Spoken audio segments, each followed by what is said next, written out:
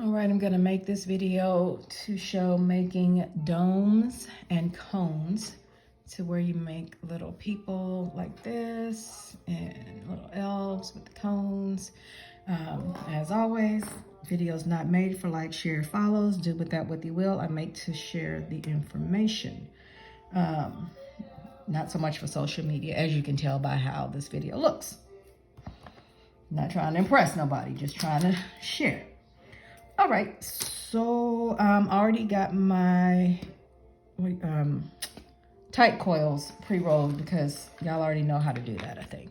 So this is a whole little box I use of paper made pencils, some cones. I always try to find different things to kind of practice with. These are some clay pieces that are made, different widths or different lengths of cones. These are spikes from a collar, wooden, some wooden shape. I'm sure I got it off of Amazon somewhere. But the length of paper and the width of paper are going to make a difference in what your cone or dome looks like. 1 millimeter, 2 millimeter, 3 millimeter, and 1/4 inch. So something like with this L, this is, I don't have 5 millimeter here, but this is 5 millimeter paper. And this head here is 2 domes put together. This is 2 millimeter paper. 2 millimeter paper to me makes better heads because you see how rounded that is. But when you use this with 3 millimeter paper, you get a very square top head. Looks cute on the little bottom in the torso though. So with, I'm going to show you the difference in using 1 millimeter, and these are going to be the 1 strips with trying to make a cone. 1 millimeter doesn't have a whole lot to hold itself when you push it down on the pencil, so it's going to unravel. Kind of the same with 2 millimeter. You would really have to take your time to kind of push it down the pencil so that it doesn't unravel. Hold your breath. Whew, it didn't unravel. Okay, so this one you kind of just push a little bit and twist. There's your cone. 2 millimeter.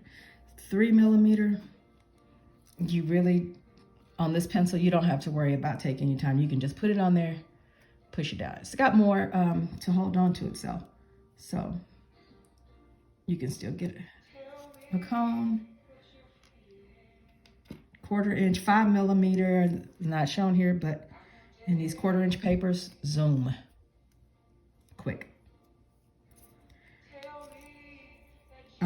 Of course, when you're using more strips, I'm gonna do it with 1/4 inch, so I don't have to worry about it. Do it with the 1/4 inch strip, roll it down, and you have more room to go down further. It just makes a longer cone. Twist and pull it off, and you're good. So if you want to make like feet so that it stands up, little elf, you just push, you pinch the front of it. You get a little shape to it. That is cones. I'm just gonna push this down, and I'm using 1/4 inch because it's just easy to show.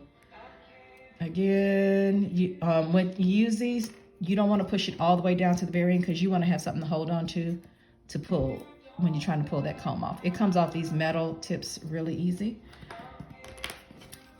This mallet, I love using the mallet to kind of straight. I don't know why it makes a difference if I'm finna pull them down again, but it's just one of those things. Again, pull it down, make a longer cone, twist and pull off, comes off easily. And this is for when you're trying to make a cone shape, you really just kind of shape it, not pushing it down because you don't want to just keep minimizing your cone like that. So try not to pull it down. You'll want to just kind of work that curve in as best you can. And then as always, to keep it from, see if my glue is going to cooperate right now.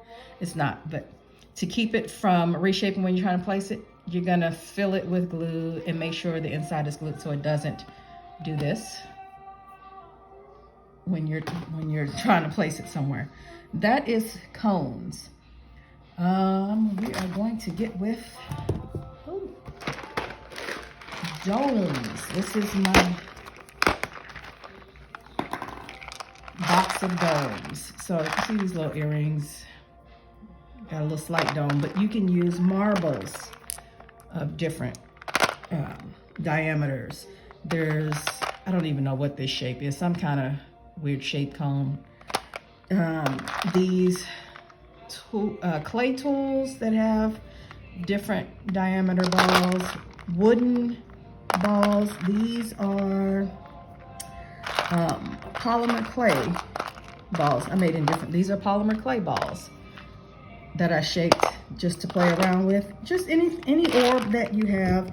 And of course, there are these templates. I don't use them, but because I don't like to hold the whole template. But definitely you can to make your domes. If you want to start with the smallest one and just keep going up till you can't press it anymore, that's what you're gonna get. That's what the 1/4 inch. So you can definitely use these to make your cones. There you go. And just keep pressing down till you can't go anymore. That's how you're making your cones and domes. I like these. So there you go. And I'm gonna make it more pronounced dome. So here we go. There you go. Might even want to add a little more to it.